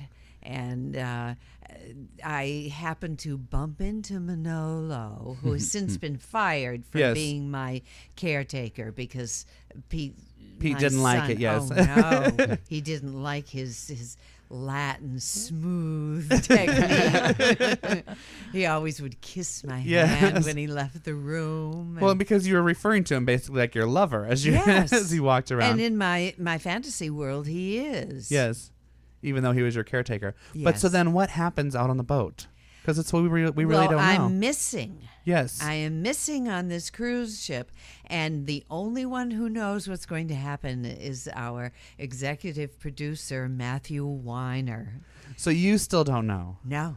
Oh. But here's my fantasy. Okay. All right. Yeah. Well, John Hamm has taken up sailing. Wait, your fantasy, I already love your fantasy. Yeah, I think your fantasy and my fantasy were in sync. Okay, keep going. I'm going to close my eyes and feel this fantasy. I like where it's going already. Well, because but can we also add that while he's sailing, he's got the really short shorts, so like I'm in. Okay. Okay. So he's taken up sailing to combat his alcoholism. And he just happens to be floating by when I fall off the cruise ship and I fall into his arms and we sail off into the sunset. Oh, do you like it? That is perfection. You know what? I hope Matthew's listening. I think that's the series finale right there. Yeah, I think so. Yeah. We are working towards a series finale. I can't imagine a better ending. That's just perfect. I know. Oh, I would love that. Now you were in one of my all-time favorite movies that came up on your IMDb. You were in the movie Chances Are. Chances are. How was that? That was a long time ago. That was a long time ago. That was with Sybil Shepherd. And Robert Downey Jr. Yes. And isn't it Ryan O'Neal? No. No. Yes, it is. I'm not sure. I think because doesn't Ryan my work was with yes, Sybil. it is. It's Ryan O'Neal and Mary Stuart Masterson. Oh, all those people were in that movie. But I love that movie. That was such a good movie. Well, it had a cast that was outstanding. It really was because Robert Downey Jr. is that. I'm confusing. No, it is the one where he died. Doesn't Robert Downey Jr. die and then he comes back as like a ghost? Yes. That is it. Yes. Yeah. He comes back. And she's now with Ryan O'Neal. Mm-hmm. And now he's trying to get back in with her, but he's like dating her daughter. I haven't seen it in forever, but I just used to love that movie. You remember it vividly, don't you? You're like, I was in it. I don't remember any of that. I was so busy acting. Is it like that for you? Because you've done a ton of things. Is it? I'm always kind of fascinated as an actor because on one hand, because sometimes for you it can be like a 1 or 2 days worth of work, and now you're on to your next thing. But for someone like me, as a fan and as a viewer, like that's a movie that I've seen 100 times. So there is a very good chance I probably have seen it more times than you have, and so I would remember it more. Is it like that? Do you sort of forget the parts, or are there certain parts that stand out more than others? Well, I always go into detail when I'm creating a character, and I build up what they call a backstory for this character. All of the information that isn't in the script that comes from your imagination. Yes. How I met my husband, where I was educated, all of those fine details to flesh out the character. So I remember the characters that I played, but I don't remember the total project. Oh, that's so interesting. But you do. So you do have a memory of each character and what it meant to you. Did you have a favorite character you've done? Oh, well, I do love Dot Campbell. Yeah. She goes toe to toe with her son. I mean, he is obnoxious. Yeah, he completely is. He's such a good and necessary part of the show, and I feel bad for because he's one of those that I'm sure that the actor probably has a hard time in real life with people coming up to him on the street because they probably have a hard time separating the character. Because I'm sure he's lovely, but he plays such a creep on the show that he's always so petulant. He's obnoxious. The character, just the character. But that is fun, and you also have a little dementia. So not only do you, sometimes you get to go toe to toe with him, and then other times you get to just sort of check out and live in La La Land. Right. So, but I believe that Matthew Weiner is saying that in order to combat dementia, you need love. That's the medicine. Yeah. You need the romance, the love, the attention, the care. because it's a very tough thing. I mean, there really is nothing else you can throw at it, but you have to throw love at it. Have you had experiences with dementia? Not for you personally, but people that you've known? Well, no, but I actually, when I knew the storyline was coming up, I went to an old folks' home on Fairfax, and there were, maybe 15 people with dementia, and they were so sweet and loving, and they just wanted to touch you and to be with you, and they were so grateful that you visited. Yeah. Because they don't know if somebody visited them yesterday. It's very, it's been interesting for me because one of my very first jobs ever, I was about 14 and I worked at a retirement center, and I had befriended this woman, and I didn't know what Alzheimer's was. I didn't know what anything was at the time. I just thought she was the sweetest woman, and she and I got along so well, and I never understood how some days she knew who I was, but so often she would call me different names, and she would always sort of get confused, or we'd make a plan to see each other at a certain time, and I'd come to get her, and she'd still be in her pajamas, but she was the funniest, sweetest. There's still so many sayings that I still say to this day, 25 years later. I don't even, is it even that long? Yeah, it is. It's 25 years. Like sayings that I'll say. Like one of my favorite ones is if you said, well, I'm like, well, and then she'd say, where are we going to dig it? Where are we going to stuff like that I got from her, and I never understood that it was that she had Alzheimer's, that she that she sort of suffered from dementia, and never really, and because then there'd be other days she would have a fear. It's a really dark and it's a very scary thing, and it's actually probably one of my biggest fears of all of the things to get when you're old. Yeah, I mean, I lose your mind. To lose your mind and to lose your memory. I think it's heartbreaking just because I don't know how you feel about aging. I feel like I've earned it. I'm not, you know what I mean? Like it has not been an easy road. So I feel like the older I get, I mean, it's never fun to get old. I'm not saying I enjoy it, but I feel like I've earned it. And I feel like if by the time I'm 50, well, you know what? It's been 50 hard years. So I'm going to celebrate that I'm 50. I'm not going to sit here and be on the other end of that. And in that mindset, I would hate to be at the end. I'd hate to be 80 or 90 years old and to lose it all and not be able to remember it all. At 80 years old, I want to be able to remember my 80 years. I want to be like, I lived well, I did good. I want to have that. And then you can give it back to somebody else. Yes. That's something that really bothers me, because the way we sort of discard our elderly in this country, when they're so full of knowledge and wisdom and history, and it breaks my heart. Now, absolutely breaks my Shannon, I want to get back to something we discussed at the top of the show, or the top of the interview, where we kind of talked about how Mad Men has become this kind of cultural icon, and it almost defined AMC in a way, as a network. And you've been a part of several franchises that I feel have almost defined a generation in a way. ER, you did a stint on there. I did. Which was remarkable, and I know that was like my mother's favorite show. And I just remember that being such a beast. Like, it was a cultural phenomenon at the time. And then I saw a deleted part of the pilot for Arrested Development. Which I think is remarkable because, again, that has become such a cultural icon. So can you talk at all about when something becomes more than just a character on screen, because it begins to have kind of a place in the outside world as well? Well, I really think it has to do with the writing to begin with, and the writing on Mad Men has been superlative down the line, and then the attention to detail. The costumes by Janie Bryant are amazing. You even have to wear the underwear of the period. Oh yes, I'm wearing those little pointy bras from the 60s.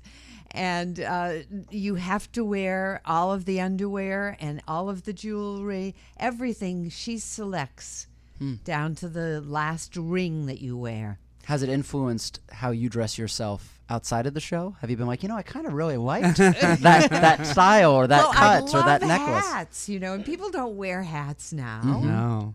You should bring them back. Yeah. I agree. Are you a hat wearer too? I like hats, yeah. With a little hat box and everything? Yeah. Oh, I know. Yeah. the whole 9 yards. You were also, now we have to, I would be remiss if I didn't bring this up, because amongst your many, many, many credits, you've really gotten to sort of dip your toe in everything. But you're the first person I know, you were on the Golden Girls. Oh, yes. Do you what was that experience? Because talk about an iconic show. That's right. That is one of those Totally. few shows that still airs constantly. And not only does it air, they have every Saturday night on Wii and on Hallmark Channel. Right. They do marathons. And I will tell you, if I turn it on and there's a marathon on, I will just sit and watch it. To this day, that show holds up better than just about any show that I know. And it's shot here on the slot. Yeah. And Betty White is just as sweet in real life as she was on that show. Yeah. And a very kind and very attentive woman. Yeah. And also, I can't think of her character's name. Rose Nyland, yeah. And who else was on that show? B. Arthur. B. McClanahan. Arthur. Oh. That voice. Yeah. I don't know where that voice came from, but before I even entered the studio, I heard that voice. I said, "Oh, there she is." And then Rue McClanahan. I mean, it really was such a. It was so well written. I know Mark Cherry, who did Desperate Housewives. He was one of the writers on that show. And knowing that you would always kind of like pick it up, you can always kind of pick up Mark Cherry's where he was from the Golden Girls and like what he learned from that experience would come through in the comedy storylines that were on Desperate Housewives. You could always sort of pull them out. You could feel that sort of essence of the Golden Girls. It's just one of the best written shows, and of course acted, and it just goes to show how simple something can be when it is well written. Because a lot of times they're just sitting around eating cheesecake at the kitchen table. That was it. Yeah, and yet doing the dishes. Yeah, and some of the funniest lines would come out of those moments. So I just loved that show. So how does it feel having, like I said, getting to have dipped your toe into so many of these great things? Well, you're bringing them all back to me, because I see they're on my resume, and some of them have since left my resume because there's not enough room to put got to staple a couple pages to the back. Well, the current shows is what everybody wants to know, because all of the people who are involved in television now are like 22, 25. They don't know any better. They don't know about those classic shows. Yeah, but they're just so important. I mean, you've done Night Court. Like, there's just so many great things. Yeah, and the work that I do now is a buildup of all of that. And for a minute, you forget it, and you say, and then you remind me, Bob. Well, but isn't that what it should be? I mean, like I said, that's kind of like that thing I was talking about.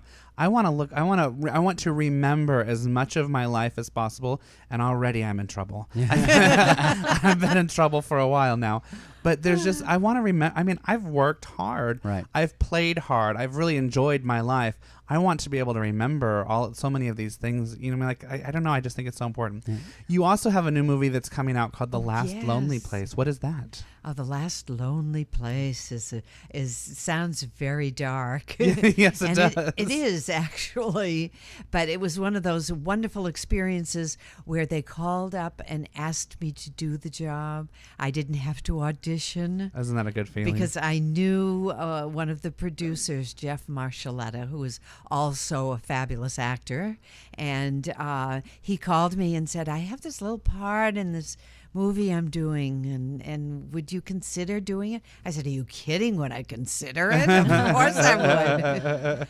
So there are a lot of new faces in this movie, and the whole feeling around it from the get-go was one of this is the family, Yeah. The family of players, and the director Sam Anderson was wonderful, and you felt like you were at home. Oh, isn't that the best feeling though? Uh-huh. You always hear about that in Hollywood. There's nothing better than a film set where everyone gets along and everyone's family, because there's a lot of film sets that are not that way.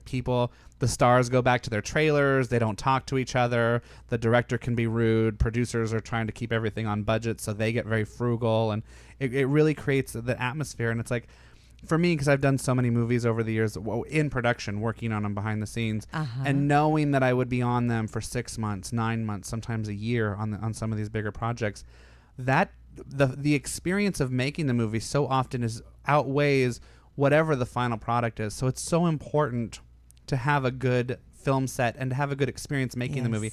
That always means more to me. Some of my better experiences, we didn't necessarily make the best movie, but the experience was way more important. And then some of my worst experiences, we maybe made a better movie, but I don't look back fondly on it, you know. Well, I look back fondly on Evan Almighty. Yeah, how was that? Well, Steve Carell is so sweet.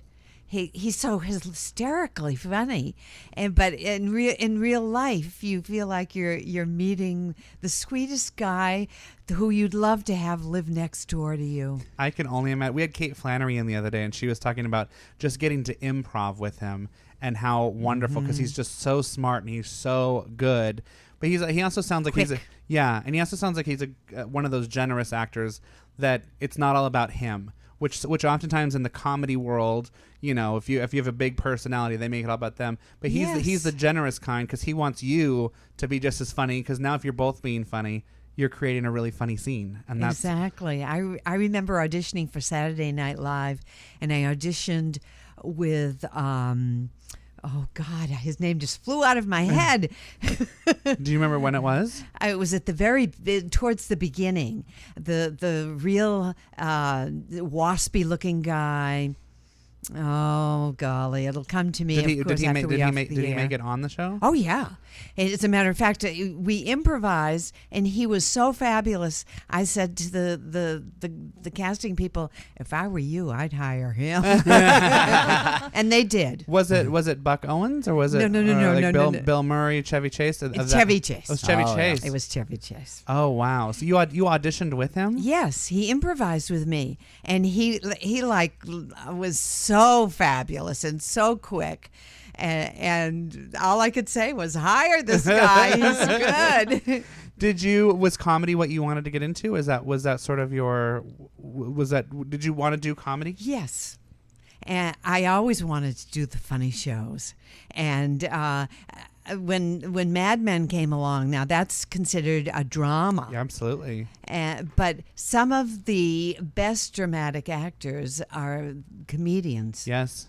Because they have that immediacy about them, and they're so present because they're listening for that cue that's going to bring the next punchline. Absolutely. Well, and I find that, and especially in acting, it's interesting because also some of the people who play the meanest, most horrible parts are oftentimes the nicest people in their daily lives. Well, that's like Peter Campbell. Yeah. Vincent Kartheiser is, and now he's so in love because he is engaged in real life. To Alexis Bledel. Oh wow! She was on the show. She was on the show, yeah, for a short period of time, and they fell in love. Oh, that's adorable. And he popped the question, and he said, I am the happiest and the luckiest man in Hollywood. Which is completely against his character, because I know he's the most miserable man. He's so miserable that for the last 4 seasons, every time you read a write-up on Mad Men, there's always, Matthew will sort of like say like maybe a major character is going to die this season or something's going to happen. And then there's always the opening credits, which is the cartoon of the man falling out of the window. Yes. The people always write these articles about, I think Pete Campbell's going to finally kill himself. He's going to be the one that's falling out of the window. So miserable. But in real life, he's completely happy. He's a doll. And also, they completely changed his hairline now. They shave his hair so that he's got a receding hairline from all that worry. Wow. No, from being he's having a difficult time with his marriage and his child. Everything's his going job, wrong. Everything goes the other direction. I know. But he's getting smarter, though. He's getting smarter because, again, when this Baub character came to town, he immediately was going to go rat him out. But he remembers the last time he ratted out Don Draper for also having his, shady background. Right. All it did was make Don more powerful. So Pete Campbell was like, I'm not letting this happen again. He's like, you're just going to work under my thumb and you can be your little con artist, but you got to know I know. So it's such a good show. It really is such a good show. Do you have any predictions of how you think it'll end now that we're down to the last season? Oh, golly. Well, she said on a boat in the sunset. On the boat yes, but that was my fantasy, my John Hamm fantasy. But since the beginning of the show, you've seen that figure of a man tumbling down to his to what looks like his death. Yeah. And I think that's what's going to happen. It kind of has to, doesn't it? It I mean, has to. I hate to think that it would be Don Draper, but he is there. It is such a dark show. It truly is dark. I can't believe that it would be Don, but there is that possibility. It's sort of who the show is. Things are going wrong for him too. Well, and there was some foreshadowing last season because if you remember, there was a day he went to step into the elevator, and remember the elevator was down. The doors had opened, but the elevator, and so he almost like stepped in and fell. I don't know, Matt, because Matthew Weiner, one of the great things that he does, everything is for a reason. Even if it's from 4 seasons ago, and there's you always a can reason. add up all of the things, and you say, "Oh, I never noticed that, but that's true." Yeah, I'm more impressed with the people. One of my favorite things to do is Entertainment Weekly. Always has a great recap the next day. It's like a 3-page recap. And the reason I love to read it is because it's not just about what happened on last night's show. They will always tie it into what happened back in episode 22 of the third season. Now we finally see why that happened, because it happened on last night's show. Like it's always, but then I think to myself, how invested are they in this show that they could remember these details? Well, that's their career. Yeah, doing the recap. Yeah, that's true. Because I'm with you. As much as I love a show, if you would come in even one more month from now, I'd be like, oh yeah, so what happened this last season? Oh, you're fooling. I might be. Channing, it is absolutely delightful to meet you. Thank you. Did you just get on Twitter, or did I tweet the wrong person last night?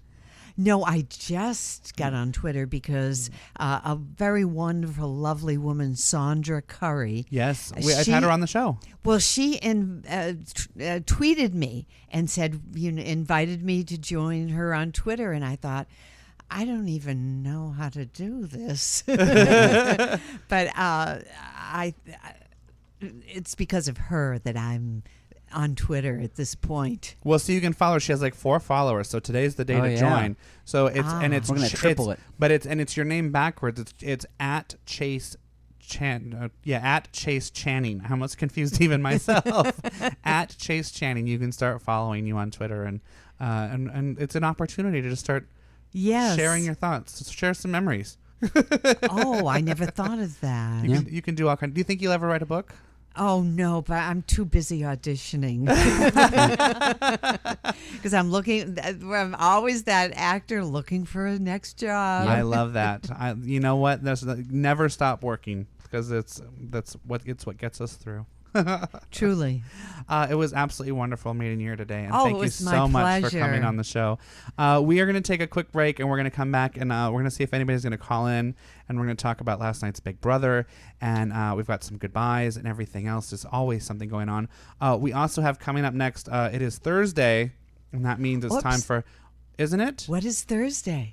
Oh, you excited me. It's time for some Meanwhile Down Under with our good friend Shazza from Australia. So we're going to listen to some Shazza, and we're going to take a break, and we're going to come back, and we're going to finish up the show. Don't go anywhere. You're listening to The Baub Show right here on UBN Radio. If you want to call us, we're at 323-284-7826. We're also on Twitter at The Baub Show. And, of course, I see you guys all in the chat room. Planning up a get-together in Nashville with Dina. And I already said I'm in. So don't go anywhere. We'll be right back. Bob, me, Shaz. I'm just beside myself. Daz is going to take me on a road trip. Bit like a walkabout that the Coories, Newcastle Indigenous people, do. You just load up the van with the essentials and take to the road. Dingoes too. Trying to map out the journey, as Daz says, it's time to bail, go. And we have to get cracking, going. I love my culture. So I want to make this trip worthwhile. But where do you bloody well start? Looks like we're going south, which is freaking cold. This is what I have pinned on the map so far, and it's Aboriginal meaning. Bong bong, blind or a watercourse lost in a swamp. Budgie budgie, a locality near Mudgee. Kumu kumu, much water. Curl curl, river of life. Grong grong, very hot, not bloody likely this time of year. Wagga wagga, many crows, Bob. Woi woi, deep. water. A lot of water around here, Bob. We're surrounded by it. Australia is actually an island continent. Jazza, come on! Oh, that's Dazza, who needs help putting the mattress in the van. You are listening to The Baub Show, exclusively on ubnradio.com. Welcome back to the show, y'all. Y'all. I'm doing that because, okay, Paula, this is hilarious. Wait till you see this video. I've moved you over so that because everybody wanted to see you on camera. I've moved you over, and now you and I look like twins because our shirts are the same color. So Do they think my last name is actually Van Halen? Yeah, yes, Paula Van Halen. Van Halen. But no, it's Van Dalen. VD. So, what a wonderful show that we've had so far. It's been a great show. We're winding down to the end. Will somebody, and Dina, don't be shy. I would love somebody to call in right now, 323-284-7826. I want to hear your thoughts on last night's Big Brother and who you think is going to go home tonight, because I know there's so many Big Brother fans in the chat room. Don't be shy. Call in right now. 323-284-7826. Jordan just texted me. She is in the middle of class and she's not able to call in. Terry Ian, who won last season. Not Terry Ian. Ian Terry. I was like, who's Terry? Ian Terry, who won last season. He was going to call in, but he's also stuck in class. But he says he's done with class. All these students. He said he's done with class in like 2 weeks, and so then Well, that's not going to help us now. I know it's not going to help us now, but so Paula and I are going to start talking about it. But somebody give me a call, 323-284-7826. I want a prediction. I will say that Lawan did text me and say that his prediction is that Caitlin is going home. Yes, but I'm pretty sure that we have Dina on the phone. Am I right? I was just calling in for a psychic reading. Oh, it's our smartest ass in the chat room. It's Dina. So, Dina, what do you think? About what? Who's going home tonight? I think it will be little Caitlin. You do think it'll be Caitlin? I think it's going to be Gina Marie. See, I don't know why. I just have a feeling. I have to tell you, I'm a little torn over the whole thing because don't you feel like, first of all, I feel like in the last couple of weeks, Erin has sort of been moping around the house once she realized she's not the queen bee. Like the first couple of weeks, she really thought she was the queen bee of the house, and that was when she was being her nastiest, which was really creating the best drama in the house. But now that she's figured out that she's not as loved by everyone, she's really kind of been quiet because she's always in the block and kind of mopey. And as much as I'm dying for Gina Marie and Erin to get kicked out of the house, only because selfishly I'm dying to see how they react to being out in public, and I'm dying to see what Julie Chen especially says to them upon their exit. Yeah. Beyond that, I feel that if they both leave the house, the drama. The drama is it's gonna. I feel like it's gonna be kind of a dull season after that. Well, I think that I do think definitely Caitlin's going home tonight. I mean, that's the talk of the house anyway for us live feeders. We know. Yeah, I don't watch that. But yeah, Erin she's still a mean girl, but she's been muzzled now. And I can see Caitlin maybe because a lot of them seem to be talking about her having really good gameplay. That she's kind of, so maybe they think that she's a stronger player, and so they want to get her out now, and they know they can beat Erin or Gina Marie. Yeah, competition-wise, she's definitely stronger than Erin. I haven't seen Erin do anything really great in competitions yet. And Erin may be one of those that they're going to keep so they can be up against her at the end because they know they're going to get the vote, not Erin. Yeah, I think they'll promise they're going to get rid of her next week, and then next week they'll get rid of somebody else and say, well, we can always get rid of Erin later. Yeah. That's true. So she's like a mean floater. In the season of no floaters, they're all floaters, but... Well, so everyone, I have to be honest, I kind of don't want Caitlin to go. I don't know. I'm ready for all three of those to go personally because I just don't like them. I'm kind of just ready for the season to be over. So vile on the feeds. It's just unreal what they've said. And Spencer is just disgusting. See, I'd like to see him go any time. Yeah, see, I can't stand Spencer. I would be totally happy with him going. Some special reasons, like God. Oh, the things he says about women are just vile. I think that his girlfriend, Marilyn, must be a blow-up doll.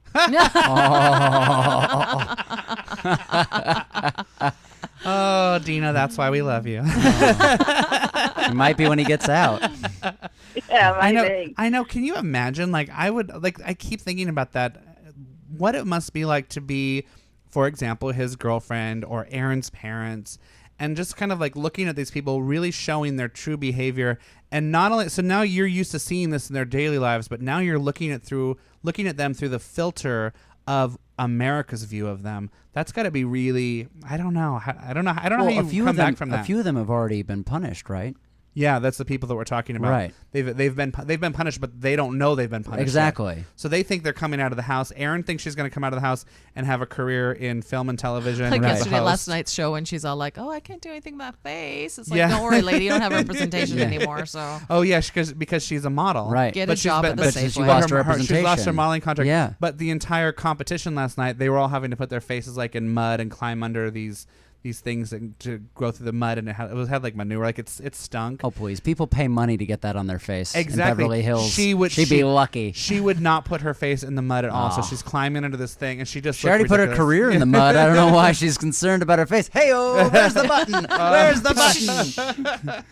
It's coming. This is I think her mom has hired a PR firm already to take care of stuff when she gets out. Who did? No, good luck. Aaron's mom. Her mom. Good luck. Yeah. That's going to cost a lot of money to come back from this. Yeah, I hope she's... I'm afraid the longer she stays in, though, the more that people will forget about what she especially said. if she's cleaning up her she's act. not saying as much now because, like I said, she's kind of muzzled. That's exactly what I was saying. I'm like, I kind of wanted to hurry up and get her out of the house because she's been muzzled because she's not the queen bee. Those first 2 weeks, she thought she was the queen bee because she had Jeremy. Herself, or do you think that no, she's Big Brother is singing? She's muzzling herself because she's pouting.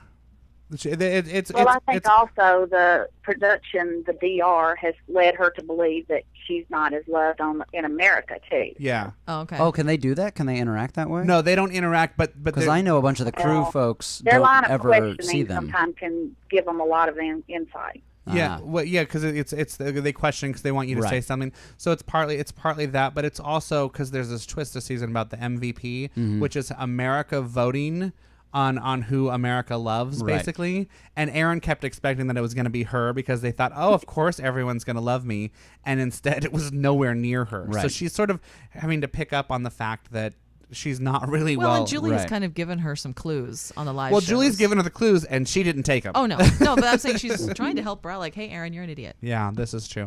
Dina, thank you so much for calling in. Yeah, we got to wrap up this show, but I'm always happy when you call. I knew I could count on you. Okay, so we're going for possibly Caitlin going tonight because of the feeds. Yes. She's watching the feeds. So. You guys are saying Caitlin. I really want Aaron. I want Aaron to go because, like Gina said, well, just I don't want Aaron to go doesn't mean she is. I don't want her watered down anymore. Maybe you should put that in the universe. Yeah, I am. It's a live feed. For me, the universe is saying I want Aaron to go home tonight. Alrighty. Well, the next Thursday we will have Lawan back on the show. Okay, Boo. Some wonderful Boo will be back. Oh my gosh, I'm not even close to a replacement for Lawan. Oh, no way. You are today. You were fantastic. You are love today, you, Boo. Dina. Yeah. Thank you, Dina. Yeah, thanks, Boo. All right, Boo. Bye. Bye, Dina. Oh, we do. We've got to wrap up. We're done. We're done. We're done. Stick a fork in me. So again, Brendan, I want to say thank you. It has been so much Bob. fun. It's been a great week. What a good week. It was a great week. I have to say, if you guys haven't listened to these shows this week, just listen to them. Yeah. I think this is probably one of our most solid weeks we've had in a very long time. And it's only going to get better. Only getting better. Next Show week. 102 today. Yeah. We're getting there. And thank you, Paula. I'm glad you got to come and join welcome. It was great meeting you. And thank you, thank you, Paula, all those years ago for making me make my very first BAUB radio. Well, I didn't make you. You just did that. It was all on your own. That's true. I was just the lucky recipient. You were my muse. How's that? Ooh. You are my muse. I'm your sunshine. We have. Let's not go overboard. We have another great week next week of great shows. On Monday, we've got not one, but two musical performances. One from Katie Capella and then Chris Chase. And then on Tuesday, we've got Marcus is coming back. On Wednesday, we've got Matt Dallas and his friends who are doing a new Kickstarter campaign to raise money for their new movie. Nice. Dave Deeney's calling in next week.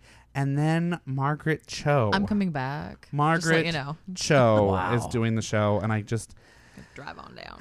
I'm so excited. I just every day. Oh, I can't wait for that every show. day that I'm like reaching out, being like, I would really love this person on the show, and I'm like, but they'll never do it. And then they say yes. Yeah. I'm like, Well, and we also have the return of the much beloved Jeff Schroeder. Yes, Jeff next Shorter's coming back. And we have a new segment coming up next week. We do have a new Brennan. segment next week that I'm very excited about called What in the World Wide Web, where I'm going to talk about some viral videos with some YouTube stars. So some other digital celebrities. Very exciting. Which will be very cool. Cool. Very exciting. Mary wants to know really quickly what I think of Alyssa's behavior. Truthfully, no comment. I just don't even know what to do with her. At least she's not Rachel. There you go, Mary. Mary. That is my sentiment. I don't mind her. I think it's because she's not Rachel. Exactly. She just looks like Rachel in the right lighting. Actually, she's prettier. We do need to say goodbye. Today's quote for thought. It's a long one, but I thought it was good, and it's so great for this week that we've had. It's called Dare to Be, and I hope this inspires you guys for your weekend that you're about to have and the days ahead. When a new day begins, dare to smile gratefully. When there is darkness, dare to be the first one to shine a light. When there is injustice, dare to be the first to condemn it. When something seems difficult, dare to do it anyway. When life seems to beat you down, dare to fight back. When there seems to be no hope, dare to find some. When you're feeling tired, dare to keep going. When times are tough, dare to be tougher. When love hurts you, dare to love again. When someone is hurting, dare to help them heal. When another is lost, dare to help them find the way. When a friend falls, dare to be the first to extend a hand. When you cross paths with another, dare to make them smile. When you feel great, dare to help someone else feel great too. When the day has ended, dare to feel as you've done your best. Dare to be the best you can at all times. Dare to be. And that's from Steve Maraboli. And I loved it. I know it's long, and I don't care. Many thanks to our guest today, Jessie Payo. You can follow her on Twitter at Jessie Payo. Don't forget to go to jessiepayo.com and spend a couple dollars on her Kickstarter campaign. Brendan Bradley, you can follow him on Twitter at Brendan A. Bradley. Of course, I'm at The Baub Show. And don't forget to go to thebobshow.com and find our Twitter link and our iTunes link where you can subscribe and leave comments and make us feel really good about ourselves. Thank you so much, you guys, for spending this week with us, for this day with us, for being part of the show, for helping us celebrate our 100th episode this week. It's been a great run, and we're only on our way up and up and up. Have a great weekend, you guys, and we'll see you next week. It's great fun. Great thinker. Cut. All right. Put it together and what have you got? Behave.